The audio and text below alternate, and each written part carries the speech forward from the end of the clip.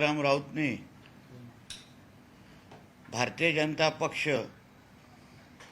ही एक selfish party आहे असा उल्लेख केला। त्याला मी आठवण करून देईन की भारतीय जनता पक्ष ही एक सेल्फलेस पार्टी आहे। देशासाठी स्वतःबद्दल काही विचार न करता एक राष्ट्रभक्तांचा पक्ष म्हणून म्हणजे भारतीय जनता पक्ष, पण त्याचा असलेला उबाटा ही एक सेक्सिस्ट पार्टी आहे। सेक्सिस्ट,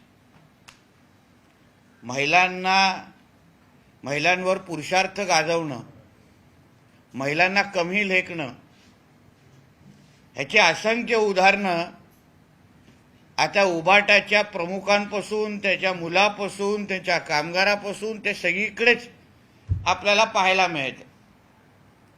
म्हणून दुसऱ्याच्या पक्षाला नावं ठेवण्यापेक्षा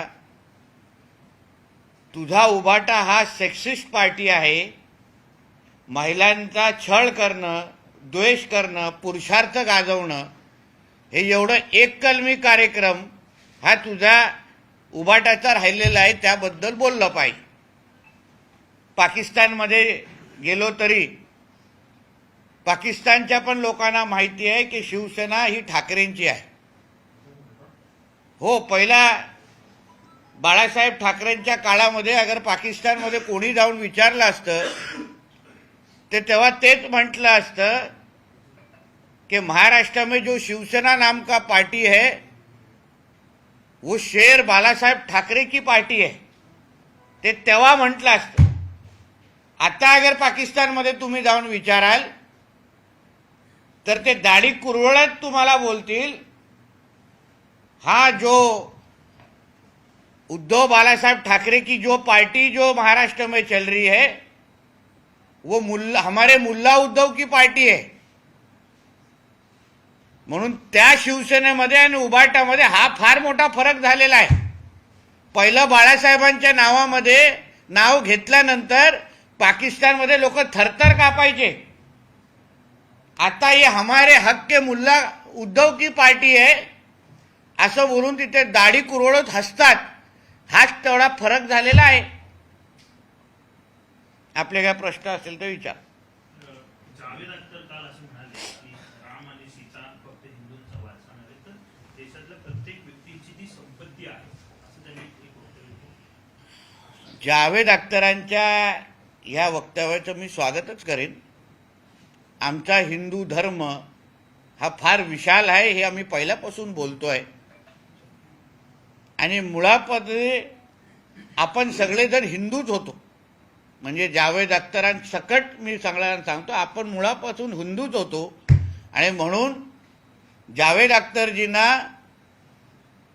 अगर हिंदू धर्म स्वीकारून परत घर वापसी करायची असेल, जावेदचं जितेंद्र करायचं असेल तर आमच्या मनापासून त्यांचं आम्ही स्वागत करतो। कारण का हिंदू राष्ट्रामध्ये प्रत्येकजण हा रामभक्तच आहे आणि जो आपला मूळ धर्म होता त्या मूळ धर्मामध्ये अगर कोणालाही अगर यायचं असेल तर आमचा हिंदू धर्म हा विशाल आहे, आमचं मन मोठं आहे। जसा हल्ली छत्रपती संभाजीनगरमध्ये बागेश्वर महाराजांच्या समोर काही धर्मांतर झालं आणि परत हिंदू धर्मामध्ये आले, तसंच जावेद अख्तरजींच्या सारखे असंख्य लोक जे अन्य धर्मी आहेत त्यांना परत अगर हिंदू धर्मामध्ये घर वापसी करायची असेल तर आम्ही स्वागतच करू। 2024 मध्ये महाराष्ट्रात भाजपचा दारुण पराभव होईल असं राहुलांनी म्हटलं लोकसभा आणि यासाठी आता ती टेप रेकॉर्डर तर त्याची नेहमीचीच आहे। त्याच्या अनुसार हे सरकार पण फेब्रुवारीमध्ये पडलं पाहिजे होतं, मार्चमध्ये पडलं पाहिजे होतं। उद्धव ठाकरे 25 वर्ष मुख्यमंत्री राहिले पाहिजे होते, त्याची आतापर्यंत कुठलीच भविष्यवाणी खरी ठरली नाही। हा असा पोपट आहे जो योग्य कधीच काढत नाही, म्हणून ह्याला कोण आता भावच द्यायचं बंद केलेलं आहे। निवडणूक आयोग आणि ईडी हे केंद्र सरकारचे पोपट आहेत असंही त्यांनी निवडणूक आयोग आणि ईडी या दोन्ही संस्था केंद्र सरकारचे पोपट आहेत। हा नेमकं कोणाचा पोपट आहे ह्यांनी पहिलं जाहीर करावं। सिल्वर ओकचा पोपट आहे, 10 जनपदचा पोपट आहे की त्याच्या त्या मातोश्रीचा पोपट आहे, हा असा पोपट आहे, त्याला माहीतच नाही की त्याचा मालक कोण आहे किंवा त्याला दाणे कोण घालतं. संजय राऊत असं म्हणाले, राज्याला वाऱ्यावर सोडून देवेंद्र फडणवीसांना दुसऱ्या राज्यात प्रचार करते. देवेंद्र फडणवीसजी हे फक्त आता राज्याचे नेते राहिले नाही आहेत, देश पातळीचे स्टार प्रचारक म्हणून ते मध्य प्रदेश आणि राजस्थान आणि या सगळ्या राज्यामध्ये फिरतायत. तुझ्या उबाटा नावाच्या बचत गटासारखं नुसतं भांडूपपर्यंत किंवा कलानगरपर्यंत राहिलेला नाही आहे विषय. आमचा राष्ट्रीय पक्ष आहे आणि कोणाची किती किंमत आहे ती थोडं जरा तू पोलीसचे ते तुझं संरक्षण बाजूला काढलं ना तर तुझे घरचे लोक पण तुला किती किंमत देतात हे तुला दररोज सकाळी कळेल. दिल्लीमध्ये न्यायालयामध्ये उद्धव ठाकरेंच्या विरोधात एक अवमान याचिका दाखल करण्यात आलेली आहे. दसरा मेळाव्याच्या वेळी न्यायाधीशांबद्दलचं जे वक्तव्य त्यांनी केलं होतं त्या विरोधात ती याचिका दाखल करण्यात आलेली आहे. काय आहे, हे जे उबाटाचे जे कोण नेते मंडळी आहेत उद्धव ठाकरे सकट हे स्वतःला आता न्यायालयापेक्षा पण मोठे समजायला लागलेले आहे. म्हणजे आदरणीय चीफ जस्टिस साहेबांचं अशा पद्धतीचा अपमान करणं म्हणजे बूट पुसणं आणि ह्या सगळ्या शब्द वापरून त्यांच्या अशा पद्धतीचा अपमान करणं, त्यांच्यावर अशा पद्धतीचा दबाव टाकण्याचा प्रयत्न करणं, या सगळ्या बाबतीमध्ये उद्धव ठाकरेला कडक शिक्षा झालीच पाहिजे असं माझं मत आहे. कारण का लोकशाही प्रधान असल्या आपल्या भारतामध्ये कोणीही आमच्या चीफ जस्टिस साहेबांवर अशा पद्धतीची अभद्र टीका करू नये आणि म्हणून एक टेस्ट केस म्हणून एक योग्य पद्धतीने निर्णय न्यायालयामध्ये ह्या याचिकेचा झाला पाहिजे, जेणेकरून परत कोणी कोर्टावर ज्युडिशरीवर कोणीही बोट उचलण्याची हिंमत करू नये अशा पद्धतीचं उत्तम उदाहरण गेलं पाहिजे. जरांगे पाटलांनी आज पत्रकार परिषदेमध्ये पुन्हा एकदा मराठा समाजासंदर्भात जेव्हा उपोषण करण्यासाठी टाइमबाउंड केला होता तो अद्यापही दिला नाही, त्यामुळे सरकारने लवकरात लवकर द्यावे अशी मागणी केलेली आहे. आणि ज्या पद्धतीने मराठा समाजासाठी मराठवाड्यातल्या नोंदी त्या कमी प्रमाणात मिळत आहेत ते शोधण्यासाठी देखील यंत्रणा वापरावी अशी देखील एक विनंती केली. मला असं वाटतंय की आज दररोज सकाळी उठून जे जरांगे पाटील हॉस्पिटलमध्ये बसून जे बोलत आहेत थोडं त्यांनी पत्रकारांची कमी आणि तब्येतीवर थोडं जास्त काळजी घ्यावी. कारण काय रोज सकाळी उठून अगर त्यांनी थोडं सरकारला जो वेळ दिलाय, आता जो पण वेळ दिलाय सरकार आणि त्यांच्यामध्ये त्या वेळेनुसार किंबहुना त्या वेळेपेक्षाही गतीने आमचं सरकार काम करत आहे. दोनदा आमचं मंत्रिमंडळाची त्यांची ती समिती त्यांना भेटलेली आहे, नोंदणी शोधण्याचं काम चालू आहे. काही अधिकारी तर दिवाळीच्या काळात पण घरी न जाता नोंदणी शोधण्यासाठी आपल्या आपल्या कार्यालयामध्ये काम करतायत. म्हणून चांगल्याला चांगलं म्हणणं जे माणुसकीचा धर्म आपण जो स्वीकारतो त्यानुसार जरांगे पाटलांनी तब्येतीवर काळजी घ्यावी आणि सरकारला जो वेळ दिला त्या वेळेनुसार रिझल्ट देण्याची संधी द्यावी. विजय वडेट्टीवार असं म्हणतात मराठ्यांना ईडब्ल्यूएस आरक्षणातून 10% आरक्षण मिळतं, त्याचा फायदा होतोय. मात्र जरांगे पाटलांना हे समजायला हवं की राजकीय सगळ्या गोष्टी करायला लागतात. जरांगे पाटील ते म्हणाले ईडब्ल्यूएस मराठ्यांना जे आरक्षण आहे त्याचा खूप फायदा होतो. मात्र जरांगे पाटलांची मागणी केली आहे ती राजकीय. आता शेवटी ही अगर त्यांची भूमिका असेल तर त्यांचं मत मराठा समाजाबद्दल विजय वडेट्टीवारजींचं काय आहे हे त्यांनी मंत्री असताना पण खूप वेळा प्रदर्शन केलेलं आहे. म्हणजे त्यांनी थेट सांगितलेलं आहे की मी फक्त एका विशिष्ट जातीचाच मंत्री आहे, मला अन्य कुठल्या जातीचं काही लेणं देणं नाही.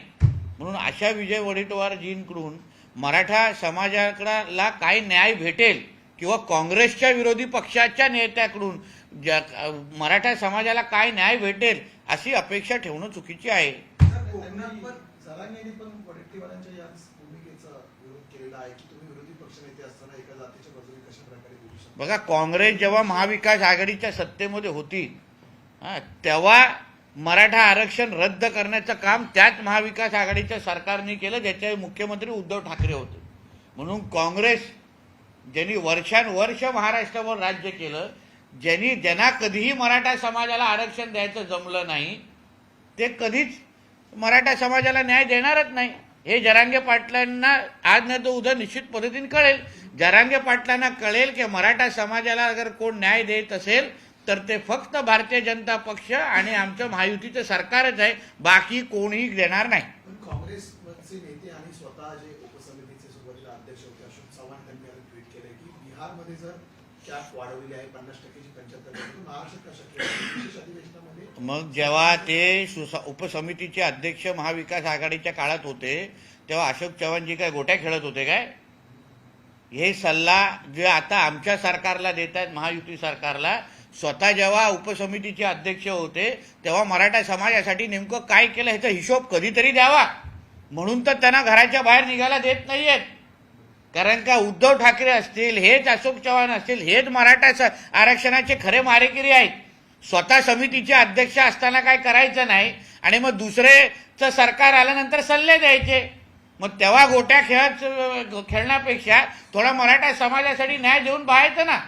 इतिहासामध्ये तुमची नोंद झाली असती. सर, कोकणात देखील आता मराठ्यांच्या कुणबी नोंदी सापडत आहेत. रत्नागिरीमध्ये 69 कुणबी नोंदी सापडल्यात मराठ्यांच्या. याआधी रामदास कदम असतील किंवा मग राणे साहेब असतील, त्यांनी देखील सांगितलं की आम्ही कुणबी प्रमाणपत्र घेणार नाही.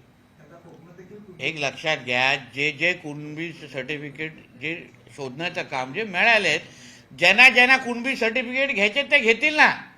ज्यांना 96 कोळी मराठे आहे, ज्यांना मराठा सर्टिफिकेट हवे ते मराठा सर्टिफिकेट ठेवतील. हे स्पष्ट केलेलं आहे. राणे साहेबांनी हे सांगितलं नाही की बाबा तुम्ही मराठ्यांचाच घ्या.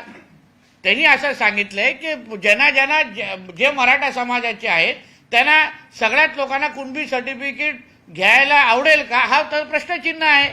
म्हणून ज्याला जे सर्टिफिकेट पाहिजे, ज्याला कुणबी आता नोंदणी भेटलेल्या आहेत, त्यांना अगर इच्छा असेल तर त्यांनी कुणबी सर्टिफिकेट घ्यावं, मोकळा व्हावं. ज्यांना मराठा सर्टिफिकेट ठेवायचं त्यांनी मराठा सर्टिफिकेट ठेवावं. कोणावरही जोर जबरदस्ती नको, एवढीच भूमिका होती.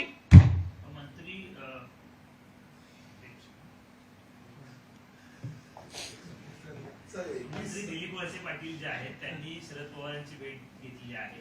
वेगळा चर्चा ज्या आहेत त्या राजकीय सुरू आहे. मला असं वाटतं की काही नाती हे राजकारणाच्या पलीकडे असतात. म्हणून अगर दिवाळीसाठी अगर कोणाच्या नेत्यांना अगर भेटले असतील तर मला असं वाटतं सगळ्याच गोष्टी राजकीय चष्म्यातून पाहू नये. आदित्य ठाकरेंनी असे ट्विट केले की माझ्या एका ट्विटची दखल सरकारला घ्यावी लागली आणि बेस्ट कर्मचाऱ्यांसाठी संप जाहीर करावा लागला. एका माझ्या ट्विटने मग माझ्या आदित्य ठाकरेला आव्हान आहे, विनंती आहे किंवा सल्ला आहे की एक ट्विट त्यांनी दिशा सालियानला न्याय मिळावा, सुशांत सिंगला न्याय मिळावा असं पण करावं. जेणेकरून ज्या पद्धतीने त्यांच्या एका ट्विटमध्ये एवढी ताकद आहे तर कदाचित त्यांच्या एका ट्विटमुळे दिशा सालियान आणि सुशांत सिंगला न्याय मिळेल. आम्ही त्या ट्विटची वाट पाहतोय. थँक्यू. कुणबीचा प्रमाणपत्राला नोंदी शोधत असताना कुठेतरी मराठा कुणबी आणि कुणबी मराठा शिवाय इतर ज्या जाती आहेत म्हणजे मारवाडी कुणबी, येल्लम कुणबी अशाही नोंदी आता सापडायला लागलेल्या आहेत. त्यामुळे मला वाटतं ना की कुठेतरी आता हे वेगळ्या दिशेने प्रकरण जात प्रमाणपत्र वाटण्यासाठी. नाही, असं नाही आहे. एकदा हे सगळं सर्वेक्षण झाल्यानंतर नेमकं सरकार उपसमिती कुठल्या निष्कर्षावर पोचते ह्याबद्दल आपण संयम ठेवला पाहिजे. शेवटी जे आपल्या आता ह्या सर्वेक्षणामध्ये आपल्याला जे समोर येत आहे त्यानंतर सरकार काय भूमिका घेते, समिती काय भूमिका घेते, ह्या सगळ्यावर विचार करून मला वाटतं ह्याच्यावर बोललं पाहिजे असं माझं मत आहे. सर, हिंदी में जानना चाहेंगे सर, नीतीश कुमार 2 दिन पहले असेंबली में महिलाओं को लेके एक आपत्तिजनक टिप्पणी करते हैं. कहीं ना कहीं इंडिया जो ब्लॉक है उनका सबसे प्रमुख नेता माने जाते हैं. किस तरह से देखते हैं आप स्टेट में? किसी तरह की निंदा नहीं की गई है उद्धव ठाकरे की तरफ से ना? नहीं, इसका यही अर्थ होता है कि जो नीतीश कुमार जी ने बिहार के विधानसभा में कहा उससे उद्धव ठाकरे जी और इनको जो पार्टी है या शरद पवार जी की जो पार्टी है उससे वो मत से सहमत है. जिस तरह सनातन धर्म का अपमान करने के बाद डीएमके का कोई भी निषेध महाराष्ट्र से किसी ने भी किया नहीं, ना उद्धव जी ने किया, ना शरद पवार जी ने किया, ना उनके कांग्रेस के लोगों ने इधर महाराष्ट्र के किया. इसका यही अर्थ होता है कि जो नीतीश कुमार जी ने कहा है वो इंडी अलायंस की भूमिका है, उससे सब लोग सहमत है. मतलब देश में हमारे माता बहनों के बारे में इनका क्या विचार है. इसलिए तो मैंने उबाटा को सेक्सिस्ट पार्टी बोला है, क्योंकि जिस तरीके के अगर नीतीश कुमार जी के इतने अभद्र टिप्पणी के बाद अगर आप उनकी निंदा नहीं कर सकते मतलब आप उनके शब्द से आप सहमत है. जावेद अख्तर के स्टेटमेंट को किस तरह से देखते हैं? उन्होंने कहा है हिंदुओं की वजह से लोकतंत्र अभी तक बरकरार है और कहीं ना कहीं प्रभु राम सभी के। जावेद अख्तर जी के विचार अगर सभी हमारे देश के मुसलमान भाई अगर स्वीकारे तो हमारा देश जल्द से जल्द हिंदू राष्ट्र बन जाएगा और बनने के लिए उस रास्ते पे चलेगा। हम पहले दिन से यही कहते आ रहे हैं कि पहले हम हिंदू है, सालों साल अगर आपने पूरा इतिहास निकाला तो पहले हम हिंदू है और उसके बाद ये सारा कुछ ये सब बाकी सब धर्म आए हैं। तो अगर किसी को भी फिर एक बार अगर आप अपने घर वापसी अपने हिंदू धर्म करनी होगी, अगर जावेद जी को अगर जितेंद्र बनना होगा तो उनका धर्मांतर करने के लिए हम तैयार है। अभी ही छत्रपति संभाजी नगर में एक मुसलमान का हमने हिंदू में उनका धर्मांतर किया है बागेश्वर महाराज जी के सामने।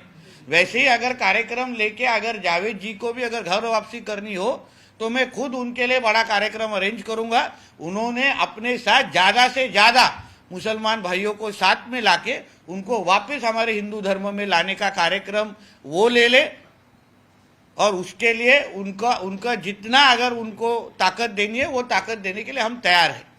हम देख रहे हैं कि अशोक चौहान ट्वीट करके ये कहते हैं कि अगर 75% बिहार में अगर होता है, 65 उन्होंने कर दिया, 10 तो ऑलरेडी ईडब्ल्यूएस है, तो ऐसे में महाराष्ट्र में क्यों नहीं हो सकता? आने वाला जो मानसून विंटर सेशन है उसमें भी विशेष तो हमें भी अशोक चौहान जी को पूछना है कि आप जब भी 2.5 साल आपकी महाविकास आघाड़ी की सरकार थी, उद्धव जी मुख्यमंत्री थे, आप खुद वो उप समिति के अध्यक्ष थे, तभी आपके उद्धव ठाकरे के सरकार ने इस तरीके का कैप 75% तक क्यों नहीं लेके गए? आप तो तभी आपके पास सारा अधिकार था। अभी जब भी आपकी सरकार नहीं है तभी आप इस तरीके की सलाह देने की जो कोशिश कर रहे हैं, मगर आप जब भी वो पोस्ट पे थे तभी आपने मराठों के बारे में, मराठा समाज के बारे में ऐसा कुछ भी नहीं किया जिस बारे में हम आपका सत्कार कर सके।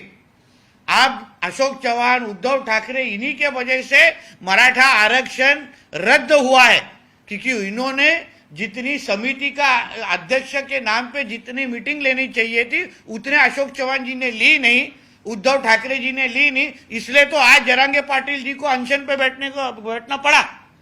इसलिए अशोक चौहान जी अभी सलाह देने का काम ना करे, अभी घर पे चुपचाप बैठे। लेकिन एक सवाल अभी भी कि अगर 50% की मर्यादा बढ़ानी है, केंद्र में आपकी सरकार है, राज्य में भी है, ऐसे किसी विधेयक की जरूरत है और वो आ सकता है कि आना चाहिए? देखिए, वो अभी जब भी हमारी शिंदे समिति सभी चीज का सर्वे करने के बाद जब भी सरकार के पास रिपोर्ट देगी, बैकवर्डनेस का रिपोर्ट देगी, उसके बाद जो हमारी सरकार केंद्र सरकार के साथ चर्चा करने के बाद